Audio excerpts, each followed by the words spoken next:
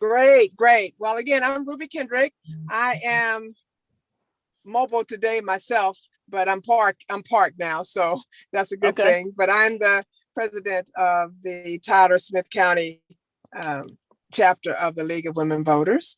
And as I mentioned when we talked earlier, this has been one of our voter education initiatives where we have been having this series of conversations with our elected officials, and for the purpose of just educating the public of the community on more of what your roles are in respective positions. So I have 3 other board members here, and I'm going to let them introduce themselves, and then we'll get started with our questions. Whoever wants to go first. I'll go. Good afternoon. My name is LaRhonda Hamilton, and I am the Vice President of Community Relations. Okay, and I am Dee Pendleton, and I'm just an active board member. I fit in wherever they need me. So. I'm Allison, Pollan, and I'm like Dee, where I'm a board member and I just do what's needed. All right, so we'll get going, and I'm going to ask the first question and related to your position. And what do you think is the most important job duty of the office of constable? So in my precinct, things go a little different than most precincts. So a lot of the precinct constables within Smith County, they have a lot of municipal law enforcement in their precinct to take up a lot of the criminal element that goes on in their area. So if you take precinct 1, it's completely surrounded by the city of Tyler. Precinct 2 has South Tyler, city of Bullard. Precinct 3 has White House, Overton, Arp, Troop. They've got police departments all throughout their precinct. My precinct's the largest precinct in the county. It's 322 square miles.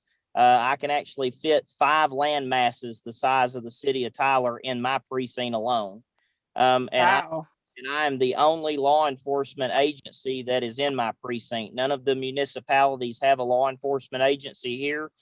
So a lot of precincts focus on serving civil process and bailiff in their JP court, and that's something that we do.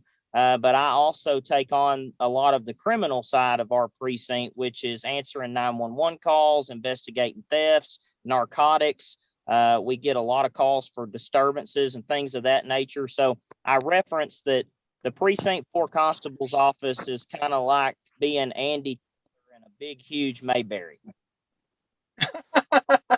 So it's I believe that my main role as the constable in this precinct is to stay connected with my community and to be able to provide a law enforcement presence for them that they can depend on and that they can be proud of. Okay, all right. Thank you. I think that leads well into my question, which is, tell us a little bit about your background and how that prepared you for this position.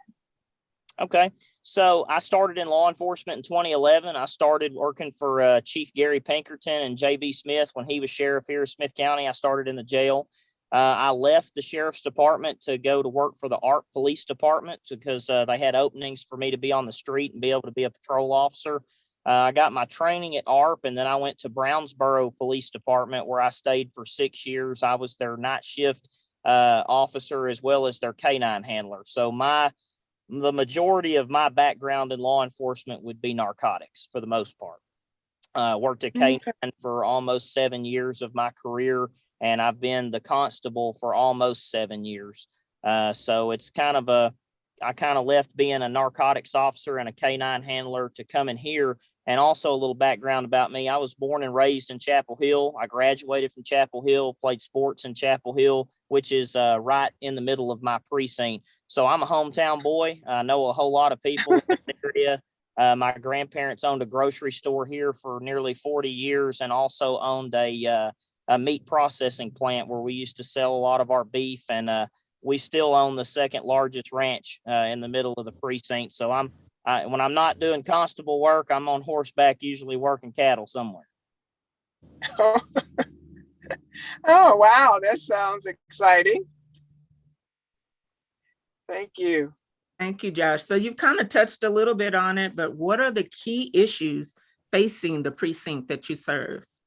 I would say that the key issue that we have right now would probably be theft. And obviously, because times are tough right now, things are expensive. And so, unfortunately, some people resort to stealing and taking things to try to support their family or to support a drug habit. We have, I would say that not just my precinct, but all of Smith County has probably seen an increase in narcotics. And the bad part about narcotics usage is a lot of people who are using narcotics are usually trying to self-medicate due to a mental health issue.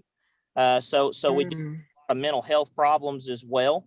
But I would say that in my precinct, the problem that we have mostly is the fact that I cover the entire area with myself and 6 people. The sheriff's department might have 1 or 2 deputies on duty at a time out here, but it's a lot of area to cover, and it's a large population to take care of with such a small office. But me being from here and knowing everybody certainly helps that tremendously. All right, Constable. So on those issues, how are you tackling those issues? So I have 2 officers that work for me that I work narcotics with me throughout my career in different areas and different fields. Mostly 3 out of the 6 employees I have been canine handlers for a living. That's what they did, was narcotics. So we are combating the drug issue. We've taken a lot of methamphetamine off the street. We've shut a lot of our meth dealers down. We're catching a lot of dope in our local schools now that we used to not a few years ago. Vaping has really become the new thing for kids today, and a lot of it has THC vapes and oils and things like that. So we're trying to combat that. I'm working with our local school districts to maybe start doing some better drug recognition classes to maybe get with these younger kids to where we can kind of alleviate some of these issues with them wanting to test drugs and things like that. I don't feel that our school system in today's day and time spends enough time truly addressing the issues that we see on the streets. And unfortunately, they don't realize that these kids are far more exposed to the street than what they think they are. Absolutely. And so, but I'm not a school police officer. Both the school districts in my precinct have their own police department, and they kind of have a certain way they want to do things. But one thing that sets me apart from a lot of the elected officials in this county is I love this place because it's my home, and these people are my family. I've got friends of mine all throughout my precinct in Jackson Heights and Chapel Hill that I played football with from the time I was 7 all the way until I graduated high school. So I'm connected in a way that most people aren't.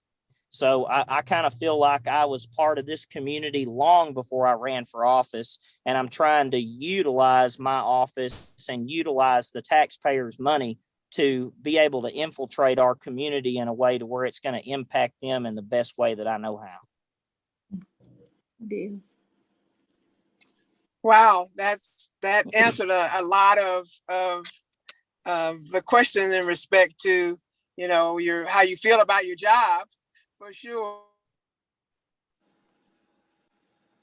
That is great. My next question is just related to what has been going on in the news in the past year about, again, Smith County Constables. So how then are you working to ensure the integrity and the professionalism of the office is maintained in your precinct? So I always tell everybody that no single one elected official makes an office. And I tell everybody that, people vote for me, and I realize that, but you have to be able to hire people that A, you trust, and B, that have experience. And if they don't have that experience, you have to get them the training that they need to make them experienced. And so the one thing that I can say for my office is I'm the youngest person in my office, believe it or not. Most of the people that work for me are at the age of 55 or older. So they've been in law enforcement for 15, 20, 30 years. They've been doing this for a very, very long time. And so I live off the philosophy that you surround yourself with good people that you can trust and that know what they're doing and know the law and know how to use their professionalism to best serve the community. And then you don't have those issues. I think that part of the issues with Precinct 1 and Precinct 2, you know, we've had pretty bad luck with both those constables in those areas. I think the problem with that is you had guys that ran for constable that probably didn't have the experience or the knowledge or any leadership background to be able to take on that job. And I think that they tried to hire people that were their friends instead of hiring people who were experienced in the field. And I go back to the term, the good old boy system. I have had several people run against me in the past because I may not get along with what I consider the good old boy system in Smith County. I'm not here for the politicians of Smith County. I'm here for the people of Precinct 4. And if the politicians of Smith County don't care for how I do things, well, I'm sorry, but I'm going to follow the law. I'm going to follow it to a T, and I'm going to do what my citizens that vote want me to do and expect of me so that we can ensure that we're providing them with the best bang for their buck from their tax dollars. Because at the end of the day, these people are going to work every day. They're paying taxes to this county and they deserve a service. They deserve to receive a service. And if I have anything to do with it, they're going to receive the service that they deserve and at 110% and no less. Well said. That well said. Well said. Now, how many staff do you have? So I have working with you.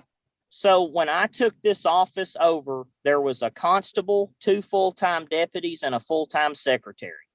I did not see a need for a full-time secretary because the work that needed to be done only took about an hour in the morning. And then the rest of the time we were paying a full-time salary for someone to just sit in the office.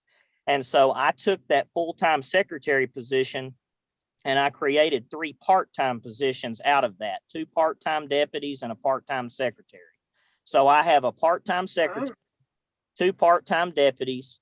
I started with 2 full-time deputies, just like the previous constable, but I have since added 2 more full-time. So I have 4 full-time deputies, 2 part-time deputies, and 1 part-time secretary. So I have 6 officers and then 1 admin staff. Okay. So that obviously you feel you're able to really get more work done in that setup. Then I do, you know, my cell phone number is on our voicemail. It's also on my website. Everybody in town has my cell phone number. So if I'm not doing constable work for them, I'm baling their hay or telling them how to make their cows get better. So one of the two. So but it's just one of those things where I don't feel that someone should have to go through a switchboard or they should have to schedule a meeting to come and talk to me. I don't feel that they should have to deal with cutting through all the red tape with a secretary. As an elected official, the citizens of this precinct deserve to have a direct line to me, especially if I expect them to vote for me and for me to keep my job. They should be able to call me anytime, 24/7, day or night. And so my cell phone number is on my Facebook page. It's on my website. My cell phone number, I believe, is on the county website. And then when you call our office, if you listen to the voicemail, my cell phone number, I give it in my voicemail, where if people can't get someone at the office, they can call me direct. okay, great, awesome. Well, we definitely I learned a lot. I definitely feel your passion for your job, and that's definitely a big asset in all areas. Anything else, ladies, that would kind of piggyback off of one of the questions you've already asked? Any other information that you like? Well, awesome. Well, we appreciate you joining us today. And as I think I made you aware that this was recorded and it's going to be put on our Facebook page so that it can be viewed by the community. Okay. To get to know you. And definitely we look forward to perhaps chatting with you again or seeing you or being able to interact with you at a later time. Anytime. I appreciate y'all for taking the time to talk to me today. Thank you for Awesome. coming, Josh. Sorry you Appreciate had a you. hard Thank time you. getting on, but we appreciate you. Yes, ma'am. You ladies have a good day. You too. Bye-bye. Bye-bye.